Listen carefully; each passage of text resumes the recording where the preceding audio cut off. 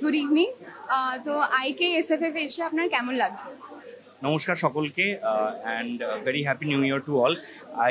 IKSFF প্রতি বছরই হয় এবং বিগত বেশ কয়েক বছর ধরে অনেকগুলো ভালো ভালো ছবি দেখানো হচ্ছে এবং প্রতি বছরই সৌরভদা বলেন, কিন্তু কোনো না কোনো কারণে আসা হয়ে ওঠে না। এবছর আসতে পেরেছি, সেটা একটা খুব বড় ভালো লাগা। দুই হচ্ছে যে এবছরও মানে আগের বছরও একটি ছবি ছিল আমার, শর্ট ফিল্ম ছিল, এবং এবছরও সে আরেকটি ছবি আছে। সেইটা একটা খুব আনন্দের খবর যে পরপর 2 বছর দুটো ছবি দেখানো হচ্ছে আমাদের, এবং ফাইনালি আসতে পেরেছি, সেটা খুব ভালো লাগছে। থ্যাঙ্কস টু সৌরভদা অ্যান্ড দি এন্টায়ার টিম আর কি, এত সুন্দর করে এটা অর্গানাইজ করার জন্য। তোমার স্ক্রিনিং যে সিনেমাটা হচ্ছে সেটার ব্যাপারে যদি একটু আমাদের দর্শকদের কিছু বলো।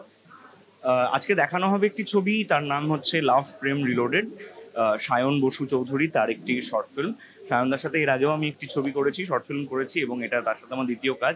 মূলত এটা একটা প্রেম বন্ধুত্ব এরকম একটা গল্প, মানে নতুন প্রেম খুঁজে পাওয়ার এরকম একটা ছোট্ট গল্প আর কি। পুজোর আবহে কিছুটা, তো সেটা দেখানো হোক। আমিও প্রথমবার আজকে পুরো কমপ্লিটেড ছবিটা দেখবো এবং দর্শক দেখুক, এইটুকুই। লাস্ট কোয়েশ্চেন, এই ছোট ছবির বড় উৎসব এবছর আরেকটু বড় হয়ে 5th এডিশনে হয়েছে, তো এই ইনিশিয়েটিভটা কেমন ভাবে দেখছো?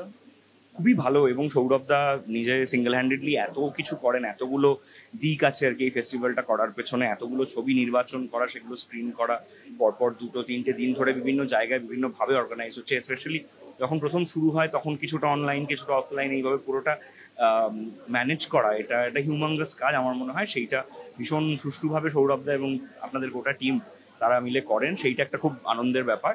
এবং সেইখানে থাকতে পেরেছি এবং আমাদের ছবি বারবার যে আসে, সেইটা একটা খুব আনন্দের। এটাই চাইবো যে আরো বড় হোক এই ফেস্টিভ্যাল।